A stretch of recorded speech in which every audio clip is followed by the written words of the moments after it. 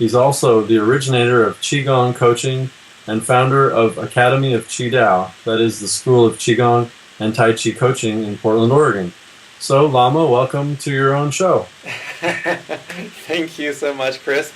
It's a pleasure to appear on this summit of Qigong Masters, and I want to thank you, Chris, for co-hosting this particular episode with me.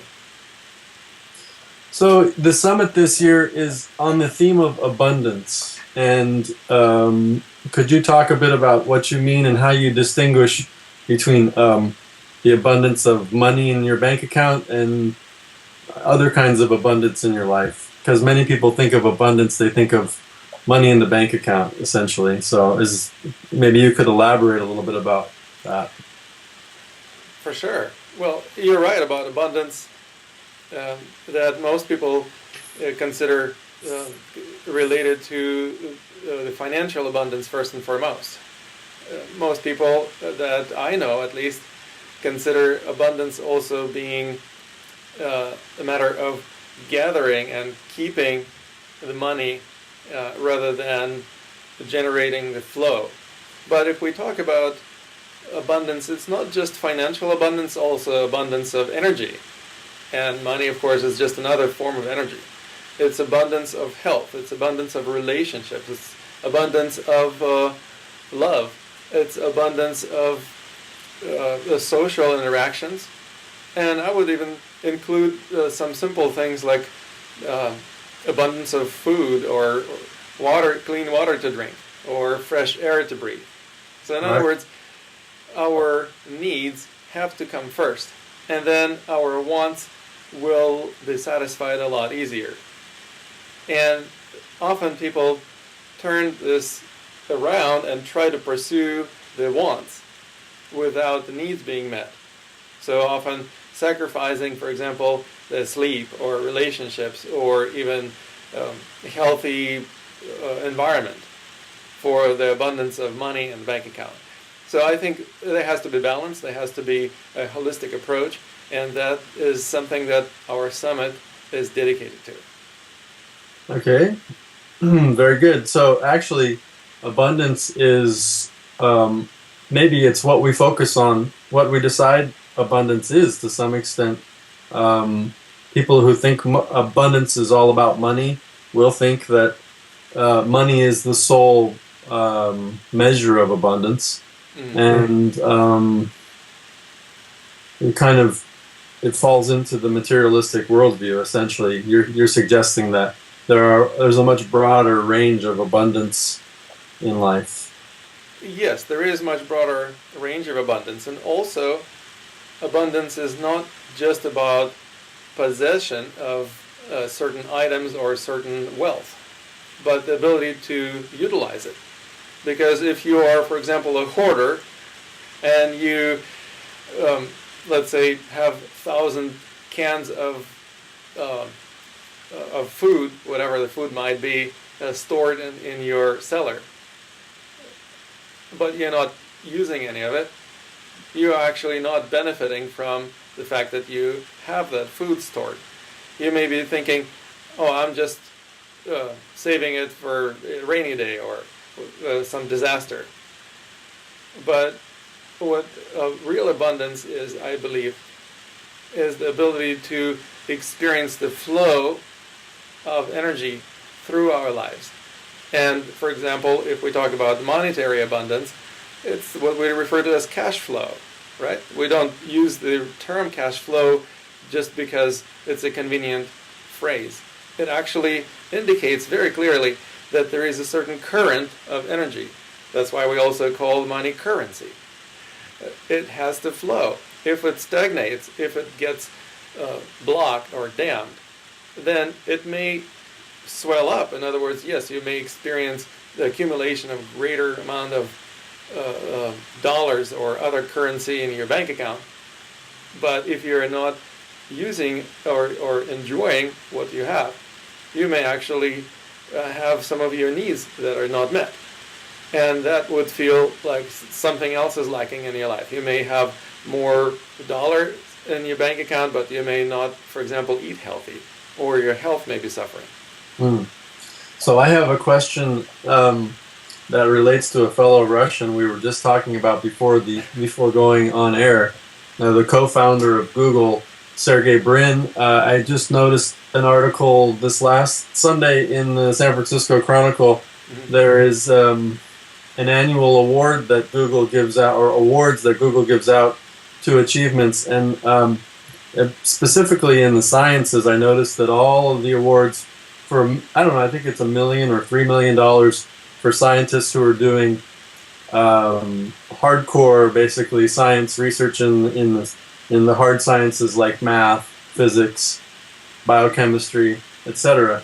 But I didn't see that there was really any nod to the humanities or to spiritual awareness and how that might affect the material world. I guess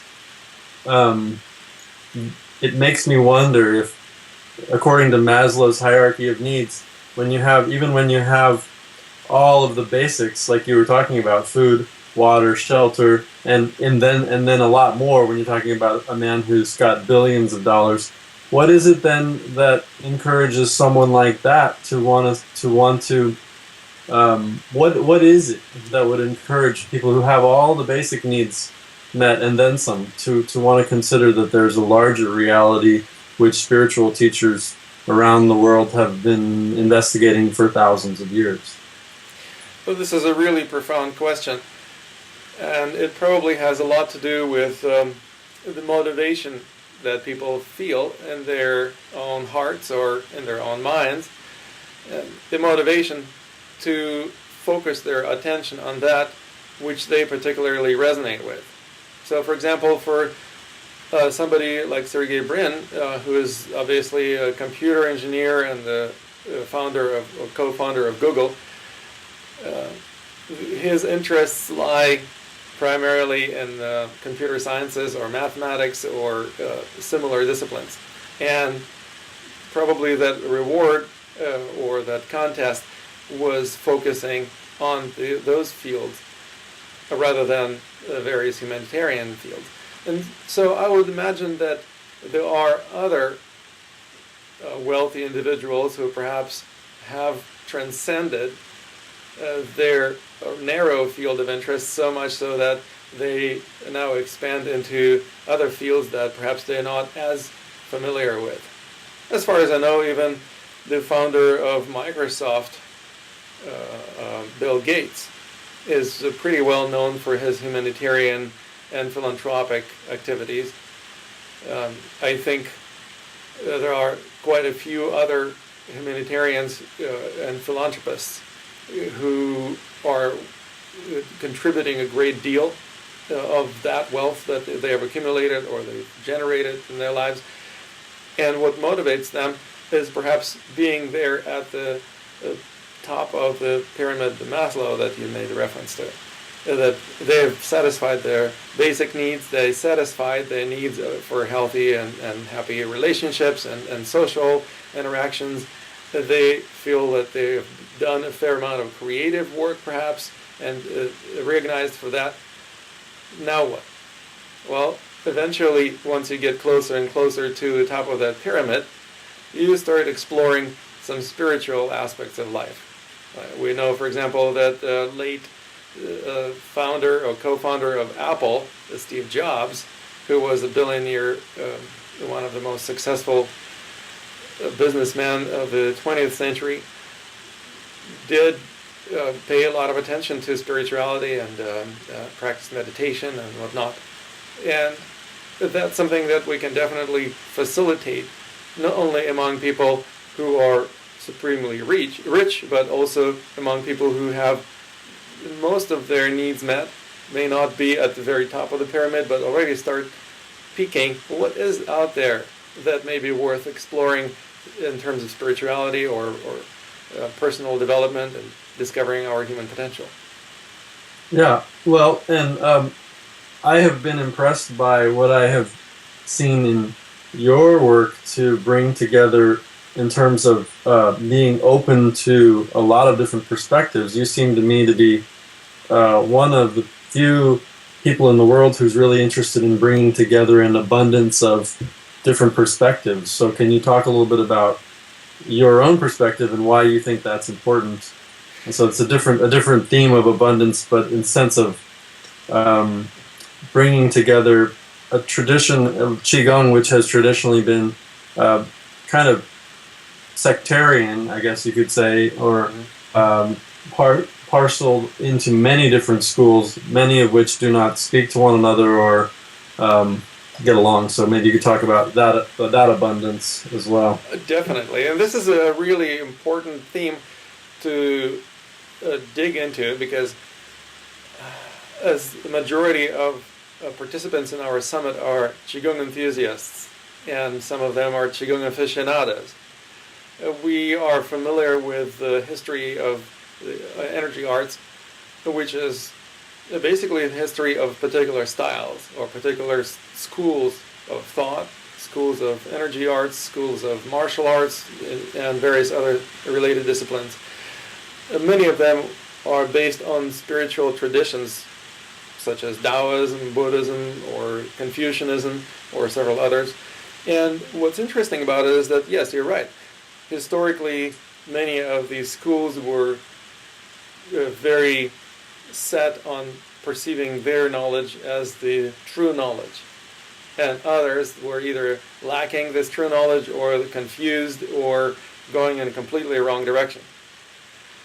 But it's interesting that with several thousand Qigong styles existing nowadays,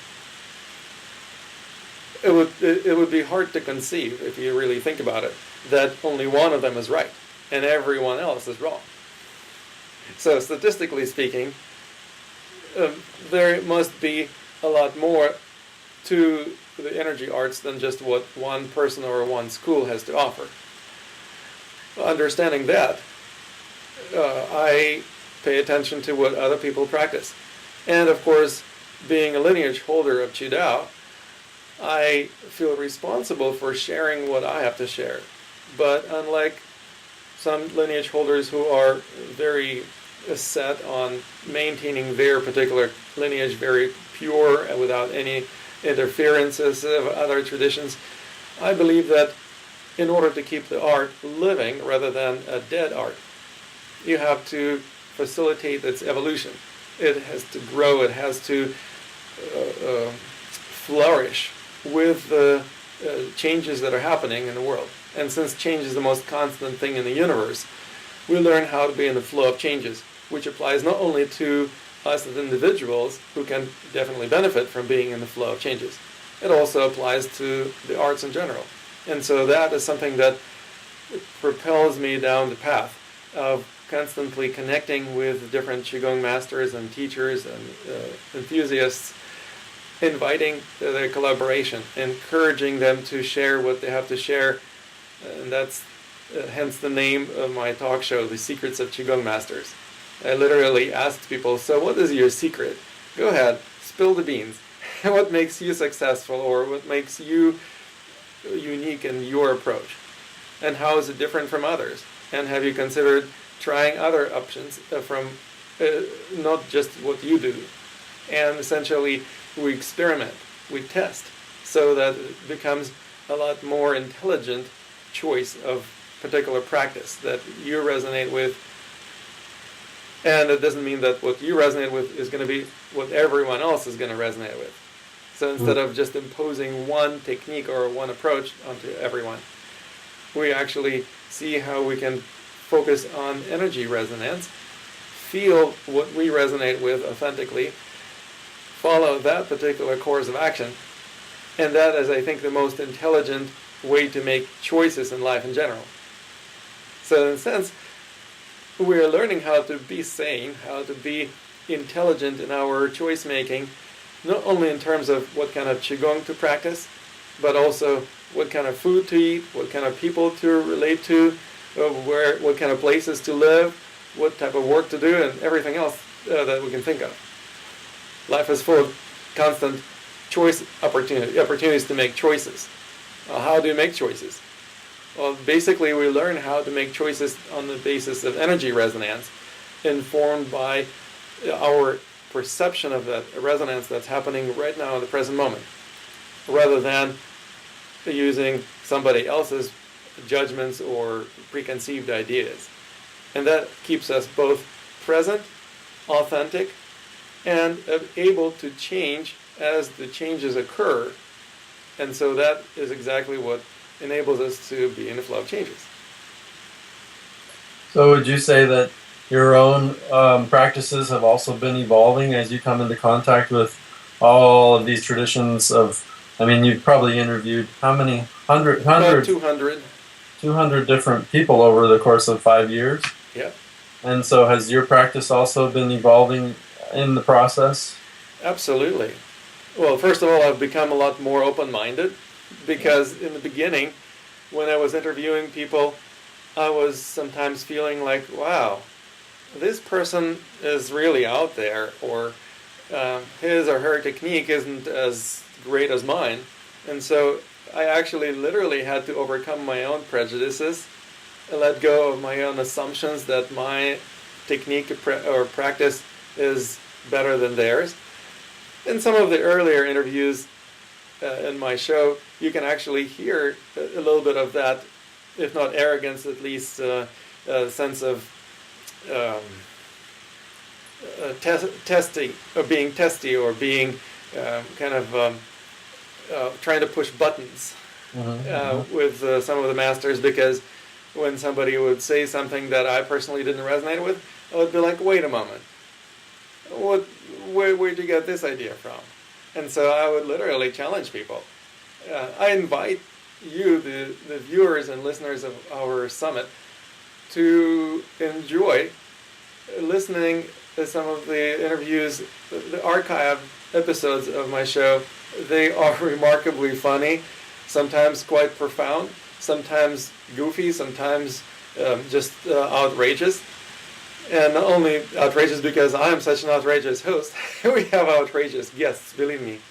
And we are actually launching a new mobile website, complete with an app that is dedicated specifically to the secrets of Qigong masters.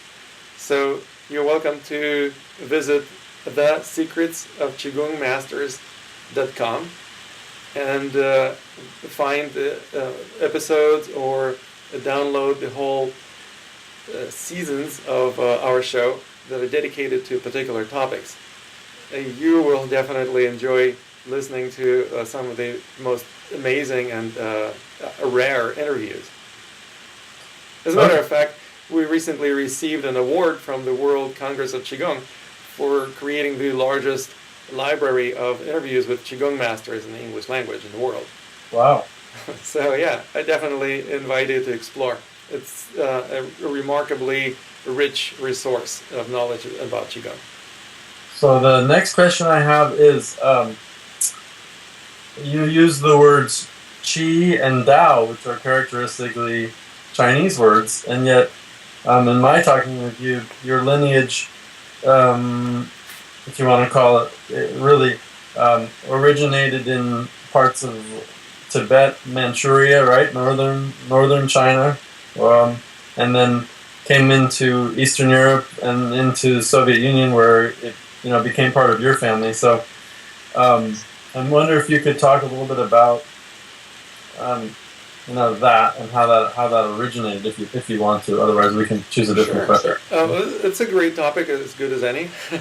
It's not exactly on the subject of abundance, but I can make it brief. So essentially, the Tibetan shamanic tradition called Bon is similar to other shamanic traditions that exist for thousands of years, perhaps hundreds of thousands of years worldwide. So Siberian shamanism, or Native American shamanism, or Australian Aboriginal shamanism, or Hawaiian shamanism, they're all essentially focused on recognizing the true nature of things and learning how to communicate with that essence or the spirit of things, rather than just focusing attention on the appearance of things. And in the tradition of different styles of Qigong, eventually the attention seemed to have shifted from the inner essence towards the forms. most people, when they think of Qigong, by and large think of doing forms.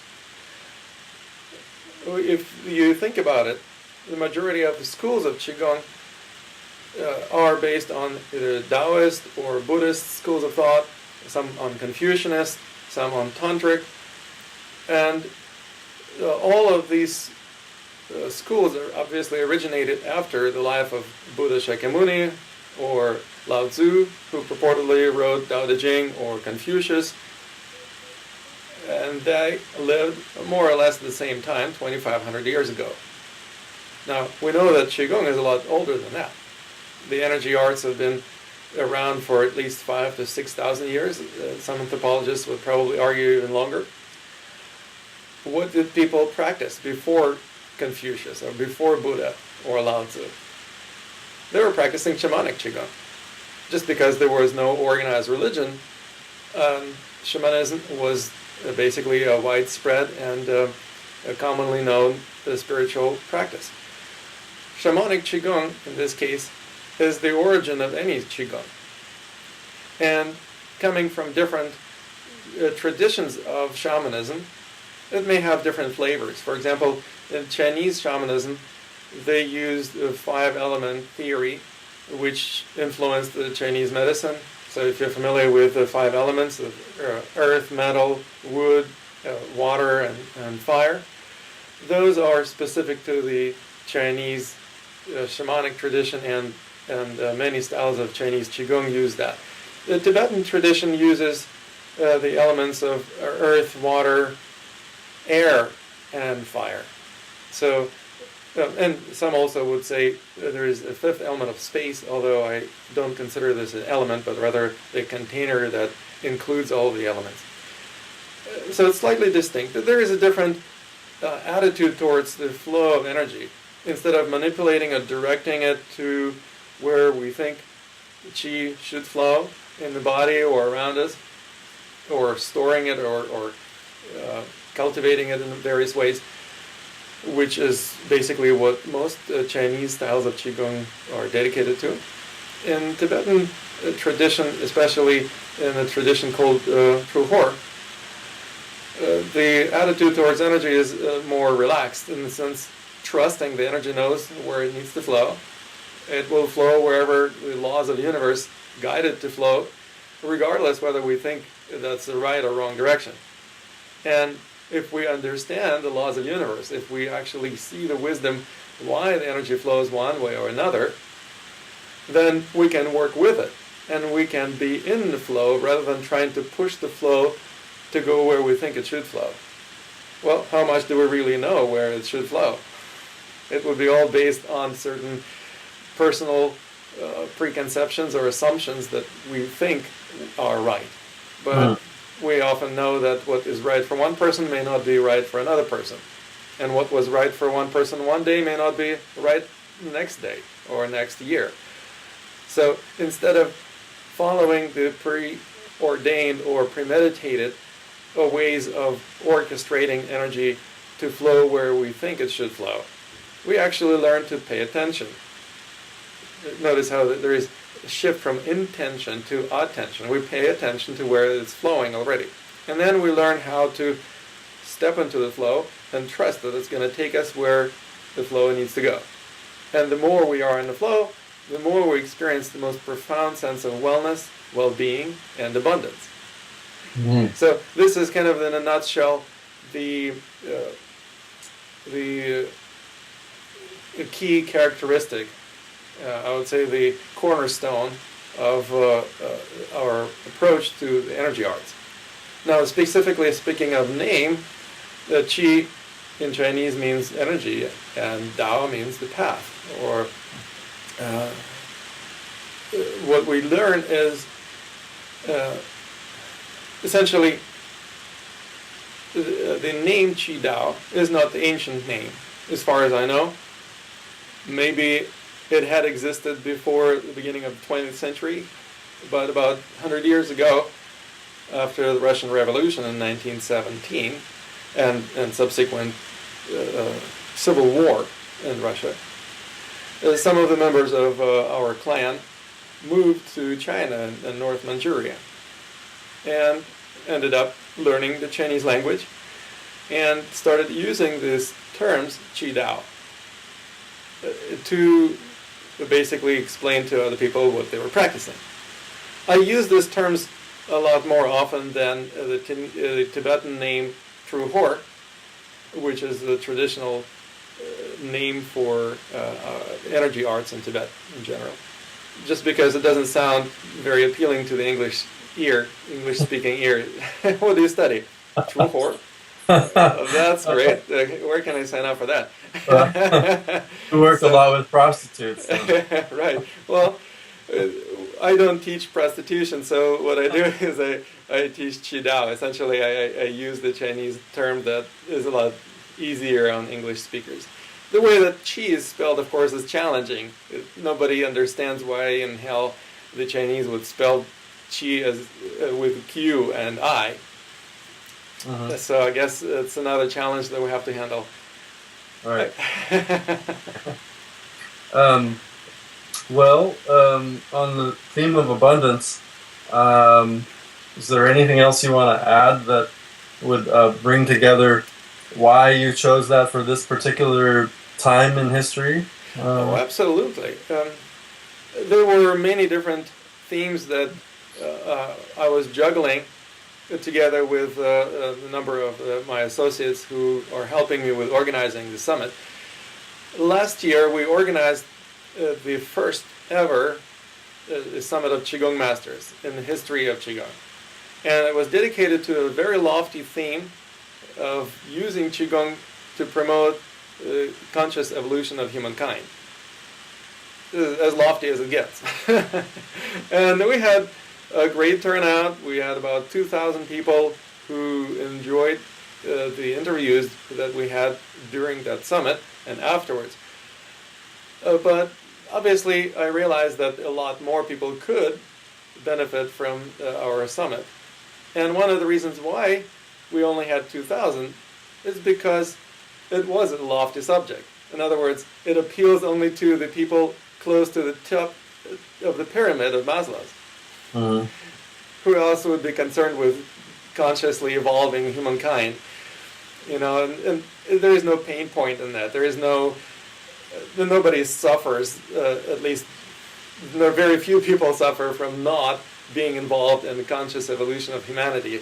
So we looked at what would people resonate with, what would be a common denominator that would attract more people, and at the same time they would still be able to really see clearly that it is a subject very closely related to the energy arts, and we can offer the wisdom of Qigong masters to help more people throughout the world enjoy their lives more and have a higher quality of their life. Well, abundance is something that most people can relate to. Even if they're rich, they can still benefit from abundance. And as we just talked about, it's not just a matter of financial abundance, it's also abundance of relationships and health and various other wonderful things. So, we essentially ended up choosing this theme because it really allows us to reach out to a greater number of people and introduce how being in the flow can increase the quality of our lives dramatically. And being in the flow, obviously, is very close theme to my heart. And by and large, most Qigong practitioners and masters relate to being in the flow. Some more so than others, of course. Watched interviews with all the other presenters in our summit. Some may be quite curious, and some may be quite enlightening. And so that's something that I would definitely encourage you to do. Okay. And then, speaking of abundance, is there such a thing as overabundance in terms of information overload and new age sloganeering and people ready to capitalize on people's misery with all the latest and greatest techniques to stay younger, be happier, have more money in your life? How can, I mean, I am inundated with that already as it is, and I try not to even pay much attention to most media. How can Qigong in particular um, not fall into sort of cheap sloganeering and just more information overload that doesn't necessarily help people's lives. Because, I mean, I don't think most people have the time to waste on things that don't actually work. Absolutely. I totally agree that there is a lot of, as you call it, sloganeering and going on. And also, not everybody's offerings are equally valuable. There are quite a few offerings that are just outright confusing and misleading. In other words, there are various gurus out there who preach abundance. I think there are actual preachers. Isn't there a preacher in Texas who has a huge stadium that he preaches at with thousands of people attending his sermons? He basically dedicates his sermons to abundance or to wealth. Yeah. Well, it's certainly not my cup of tea. As a matter of fact, I informed all the masters that participate in our summit that they should understand. I want to steer as clear as possible from this type of event. What we focus on in our summit is a practical understanding of what facilitates abundance. Simple and elegant steps that would allow most people to experience abundance either immediately or at least develop a certain plan of action that they could implement in their lives. It's also something pragmatic. If you just wish to be abundant and you pray to the powers that be that they would send you more abundance, it's may or may not happen. It's like you can pray to win the lottery. What's the statistical likelihood of actually working? Now, one of the major distinctions that I want to draw is the line between the mode of having versus the mode of being. And when it comes to abundance, is having abundance, meaning possessions and properties or money, as opposed to being abundant, which means living in a certain state of existence in which abundance flourishes and happens in your life, sometimes even despite the fact that you're not seeking it. Often I experienced sense of abundance when I wasn't even trying to be abundant. It just kind of falls in my lap. That's what I refer to as being in the flow. You are in the right place at the right time, doing the right thing. And when you are in the flow like that, you can literally experience abundance coming from all directions without you actually forcing it or demanding it. So I definitely want to steer clear from that sense of having more, but rather developing the sense of being more abundant, and that includes also being able to share your abundance with others, being able to recognize that disparity in levels of abundance between you and the next person to you or your community also creates imbalance and strife. And so we can actually learn how to bring abundance not only to us individually, but also to our families, our communities, our society, and whole humankind in general. Mm-hmm. I have to go soon, so do you want any final wrap-up question? Well, we recorded 35 minutes. That's all? Uh-huh. Oh, I have 2:30. I thought we got started at 1:30. We started at 1:30, but we didn't start recording until I sent you the emails, which was half an hour ago. Really? Uh-huh. Okay, well... well, how about 15 more minutes, and I think it should be enough. So, and if I ask a question that's not what you want to answer, just let me know, and we can edit it out too. So, okay. The next thing I wanted to ask you was, in your own life, have you found, from the time you were young up until now, that practicing Qigong has actually had tangible effects in allowing you to flow. Maybe you could give some specific examples of how that has really manifested in your own life. Oh, absolutely. Uh, from a young age, I was excited about martial arts, for example. So I learned a number of different styles of martial arts, and of course they were seriously influenced or informed by my study of our family tradition of Qidao, and so I learned how to be at the right place at the right time, doing the right thing on the minute level.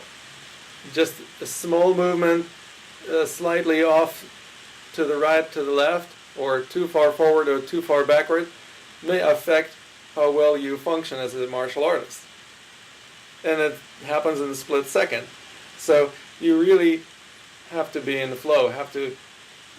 This is also an excellent testing ground, whether you are in the flow. So if your ass gets beat a lot, well, there is some room for improvement. So what we learn is also to recognize that this is something that is applicable to every situation in life. Not because you are in competition or you're trying to beat somebody, but because recognizing the appropriate timing for certain actions and taking action in the right direction at the right pace, making sure that you don't overexert yourself and at the same time don't stretch yourself too thin, but also take enough of the action that would ensure the most appropriate result. That basically is the subject of my studies since I was my teenager. And virtually throughout my 20s, 30s, and now in my 40s, I have been focusing on taking as clear steps as possible guided by these principles. So for example, when I, let's say, started organizing our summits, I didn't start organizing summits because I just felt like, oh, I have nothing else to do. Why don't I just call up some Qigong masters and do something together? I'm actually doing it very strategically. I first started organizing the Secrets of Qigong Masters talk show. So developed a great network of connections with Qigong professionals throughout the United States, North America, and many other countries in the world, actually. And then started publishing Mastery magazine. And each of these action steps was informed by certain resonance. So I resonated with certain action. Then, for example, the Mastery magazine, I realized it takes so much effort and energy that I can't sustain the publication. So I kind of suspended the publication of the magazine, but then I realized, well, something else can be done. A video becomes more and more possible venue for people to enjoy on the internet because of the higher speed of internet connections and just availability of gadgets that can play video. And so I actually started featuring Masters of the Month in a series of videos that I do over the internet. And then that led naturally to this video event, which is one of the few summits, as a matter of fact, that have video instead of audio. So you can see how strategically taking one step at a time, looking for feedback. If you feel like, oh, the flow isn't going this way, okay, don't push it. I could have pushed myself to continue publishing Mastery magazine in the format that it was in, and I probably would have exhausted my resources so much that I wouldn't be able to produce anything else after that.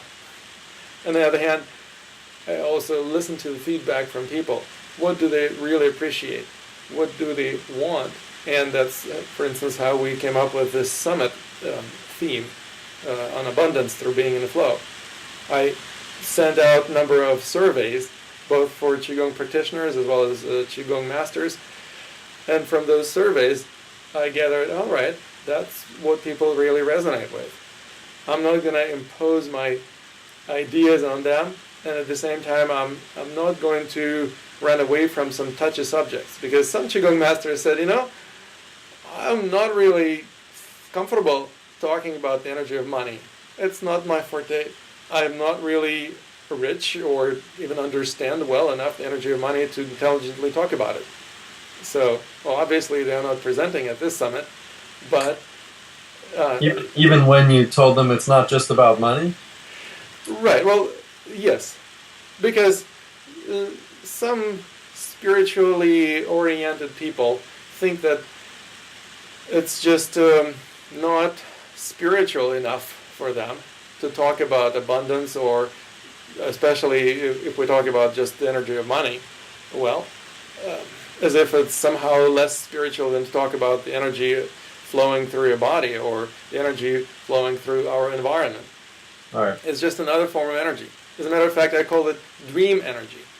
And what I mean by that is that money, especially the fiat money that we use nowadays as currency, and one of the best examples of that is Bitcoin, a purely fictitious currency that circulates on the internet, that is not associated with any country, with any bank system. It's decentralized. I've heard about that. And essentially no taxes are paid on it either, right? No. And it has no intrinsic value. You cannot sell the Bitcoin to anyone who doesn't want to buy it. In other words, it doesn't really, you cannot bring it to the bank and deposit it because banks don't operate in Bitcoins. But there is a circulation of this currency which keeps growing in value, by the way. And the reason why is because people recognize, well, that's basically what all money is, It's just a bunch of electrons running up and down wires nowadays. And it's a social agreement. We agree that this dollar is worth something, or this krone is worth something, or this yen is worth something.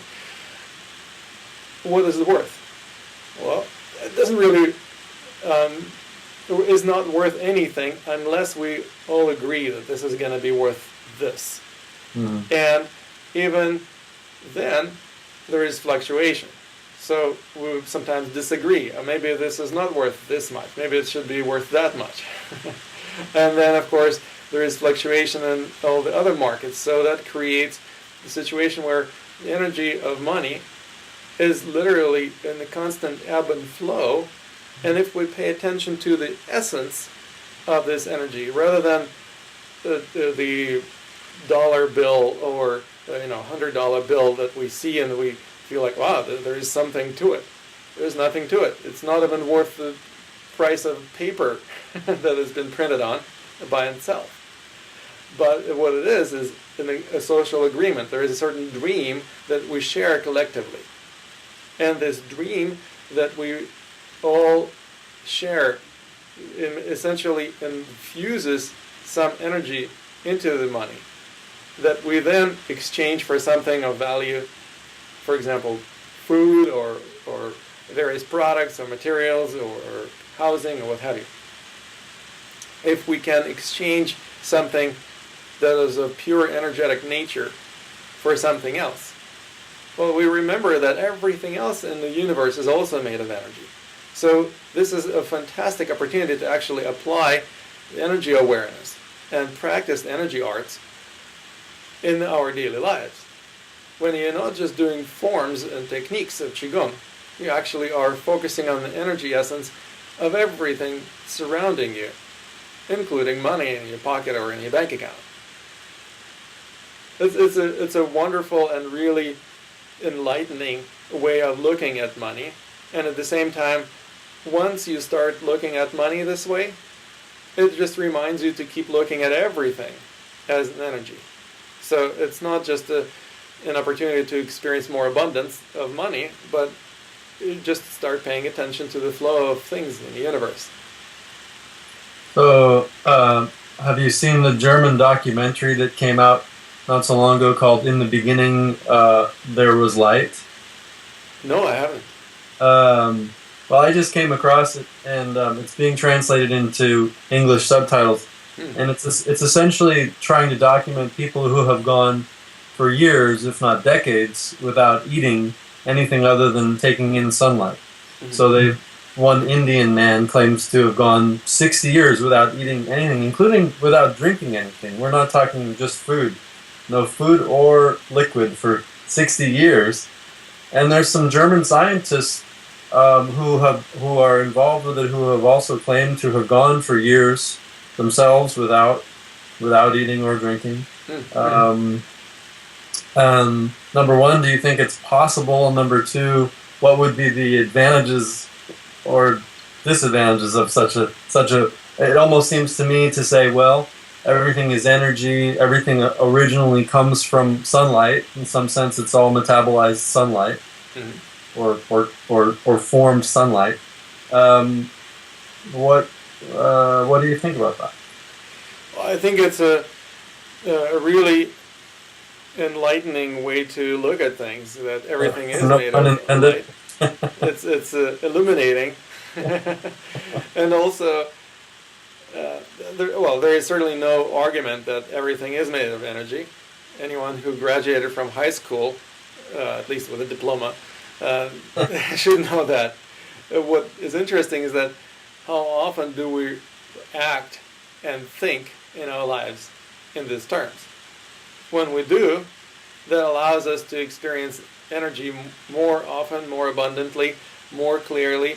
In other words, we shift our attention from the appearance or the shape and form of things to their inner essence. Well, we can do that also to ourselves. So instead of focusing on our own shape and form, we can focus on our essence as well, which would radically change the way that we relate to our own life and existence, how we support our existence, and also perhaps our relationship to food.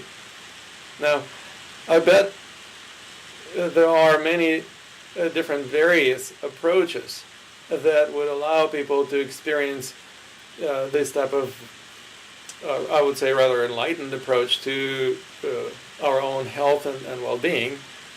For example, the Indian man you were referring to probably follows his own way of looking at things, which may be somewhat different from the Chinese bigu, which doesn't always mean no food whatsoever, but at least no grain. At least that's what it literally translates as no grain. But I've also done fasting. I've also consumed various amounts of fluids and juices and various other things that could sustain me for some amount of time. I haven't achieved the level of breatharianism or some other form of eating nothing that some people purportedly have achieved. I don't know if I can explain scientifically how they achieve it, because I never met them, never interviewed them. Certainly would be delighted to interview somebody who lives on nothing but fresh air and sunlight and see how they would explain that. So instead of me trying to assume that I understand what is going on, I would rather invite the person who literally does that to share their secrets. That probably would be a lot more fun too. Yeah, right. It just came to me on the theme of abundance, and maybe there is so much abundant energy everywhere that if you're able to tap into that, you essentially don't need to take in food in a traditional sense. Well, that's something that I'm definitely curious about, so we'll have to look into that German movie. Okay, I'll forward it to you. Great. Well, and to wrap up our interview, what would you consider the most holistic or the most all-encompassing question that I would be able to touch upon at the end of our discussion?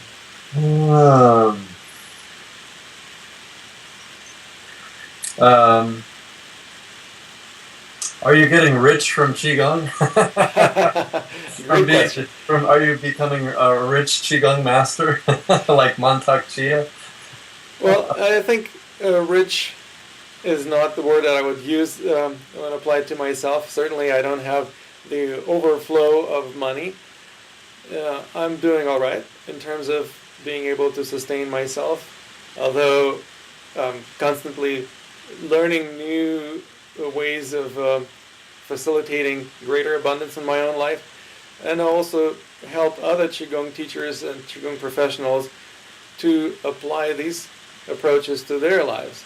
So one of the things that I developed is Qigong coaching, as you mentioned in the introduction.